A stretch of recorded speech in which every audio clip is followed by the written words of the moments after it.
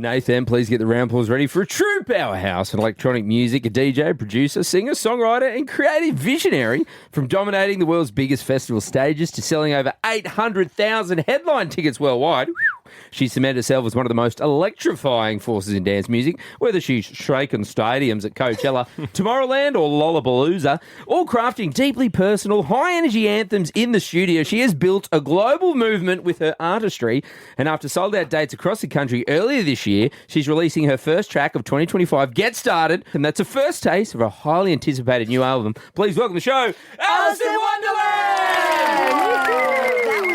You said that you didn't even take a breath. Yeah, He's pretty good at it. That was so impressive. You should definitely work in radio. I'm hoping it works out for me. I actually wanted to just ask a question to kick it off. I didn't realise that you first fell in love with EDM music at Candies, which is like a throwback to the Cross when it was still alive, and World Bar and Teapots. Yeah. That's where I started DJing. Was at Candies apartment and Cuba.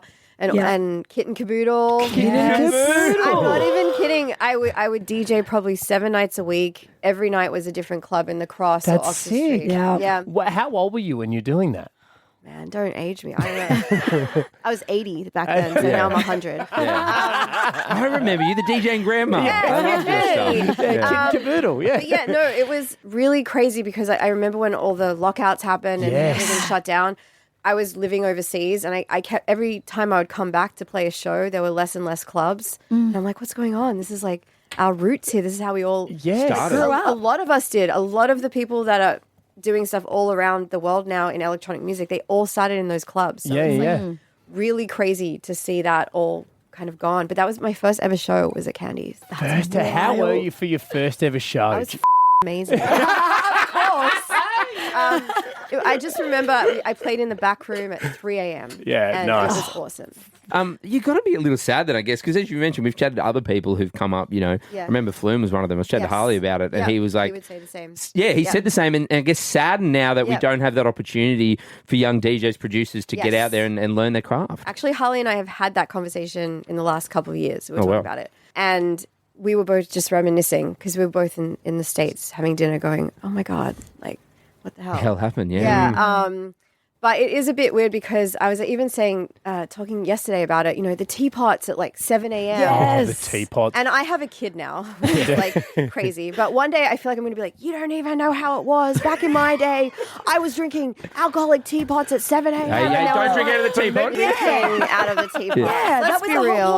Let's be real. Shout out World Bar. Yes. Let's talk about the festivals. You're about to head over to Japan as well. Stage diving's big over there. You're going to do a stage dive, Alison? What do you think? I don't know. Honestly, last time I did a stage dive, I chipped my tooth. Oh, shit. Where? Which one? It's here. Oh, yeah, I can see a little gap in the top. It was so long ago, and this is a stupid, embarrassing story, but I got grills fitted recently. And, okay, I know, shut up. It's kind of cool, though. They're really cool. That's sick. By this guy, Alligator Jesus. And he's Shout out Alligator Jesus. He did mine too. Yeah, right? Like everyone. And he straight away was like, how'd you chip your tooth? And I'm like, what? So now I'm really self-conscious about it. And for some reason, people keep asking me about chipping teeth recently. And I'm like, what's that about? Where was the stage dive? The one was in Melbourne in 2014. Oh, ages ago. And had a vodka bottle. I don't do this anymore.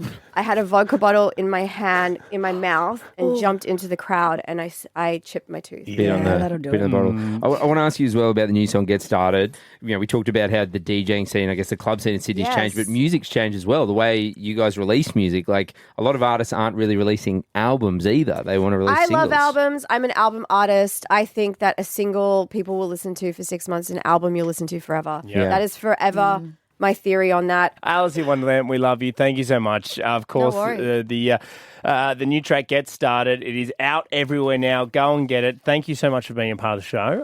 Thanks for having me. And we can't wait to see the new grills when they come in. No, that's so embarrassing. They're actually for the video for Get Started. Yeah, sure, yeah. So you'll see, that's why. Not because I'm trying to be at home like talking to myself in the mirror being like, you look cool. But your kid would think you're No, he literally pointed and was like, teeth. And I'm like, I don't know. I paid so much money for teeth. I was like, what are you, baby? Shut up. Alison, thank you very much. We love you. Thank you.